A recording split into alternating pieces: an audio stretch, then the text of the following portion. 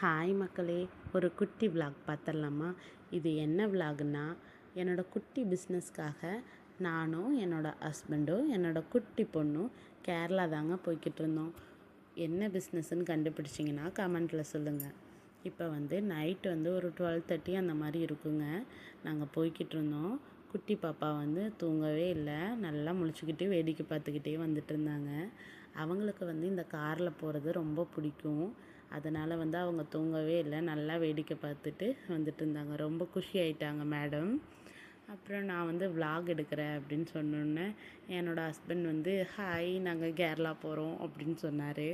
நான் இல்லைங்க, இதெல்லாம் நான் கட் பண்ணிவிட்டு வாய்ஸ் ஓவர் தாங்க தரப்போகிறேன்னு சொல்லி கிண்டல் பண்ணி பேசிக்கிட்டே போய்கிட்டு இருந்தோம். குட்டி பாப்பா அவங்களோட வேலையை பார்த்துக்கிட்டே வந்துட்டு இருந்தாங்க. நான் குட்டி குட்டி வீடியோஸ் அண்ட் கிளிப்ஸ் எல்லாம் எடுத்துக்கிட்டே வந்துட்டு இருந்தேங்க. எனக்கு யூடியூப் ஆரம்பிக்கணும்னு ரொம்ப பெரிய ஆசைங்க. ஆனால் நான் இன்றைக்கி பண்ணிக்கலாம் நாளைக்கு பண்ணிக்கலான்னு சொல்லி அதை ஆரம்பிக்காமையே விட்டுட்டேன். நீங்கள் அந்த மாதிரி ஏதாவது ஆசைப்படுறீங்க, ஏதாவது பண்ணணும்னு நினைக்கிறீங்கன்னா நாட்களை தள்ளி தள்ளி போடாமல் நாளைக்கு பண்ணிக்கலாம் அந்த மாதிரி நினைக்காம நீங்கள் உடனே பண்ணிக்கோங்க. ஏன்னா நம்ம ஆசைப்படுற நேரத்தில் அது நடக்காமல் கூட போயிடலாம். அதனால் என்ன ஆசைப்பட்டாலும் இன்றைக்கே செஞ்சுருங்க. நாங்கள் மார்னிங் ஒரு 5:30 5 அந்த மாதிரி ரீச் ஆகிட்டோங்க. அவரோட ரிலேட்டிவ் வீட்டுக்கு தான் நாங்கள் போக போகிறோம். அவங்க கொச்சினில் இருக்காங்க. காலையில் 9 மணிக்கு அந்த மாதிரி தாங்க எழுந்திரிச்சோம்.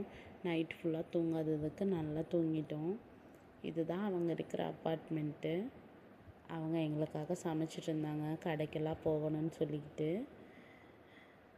நாங்கள் குளித்து ரெடி ஆயாச்சு. குட்டி மேடம் பாருங்கள் எவ்வளோ அழகாக ரெடி ஆகிட்டாங்கன்னு. ஜாலியாக விளாண்டுருந்தாங்க. நல்லா தூங்கி எழுந்திரிச்சு ரெடி ஆகிட்டாங்க. நாங்கள் மறுநாள் ஒரு 1:00 போல் பர்ச்சேஸ்லாம் முடிச்சுட்டு வீடு திரும்பிட்டோங்க. அங்கே ஒரு வீடியோஸ் கூட என்னால் எடுக்கவே முடியல. குட்டி பாப்பாவை வச்சுக்கிட்டு ரொம்ப அடம் பிடிச்சி அழுதுகிட்டே இருந்தாங்கங்க. அதனால் ஒரு வீடியோவுமே எடுக்கவே இல்லை. நாங்கள் ஈவினிங் ஒரு 5 போல் வீட்டுக்கு வந்துட்டோம். இதே மாதிரி அடுத்த விலாகில் பார்க்கலாங்க. நம்ம சேனலை சப்ஸ்கிரைப் பண்ணி சப்போர்ட் பண்ணுங்கள்.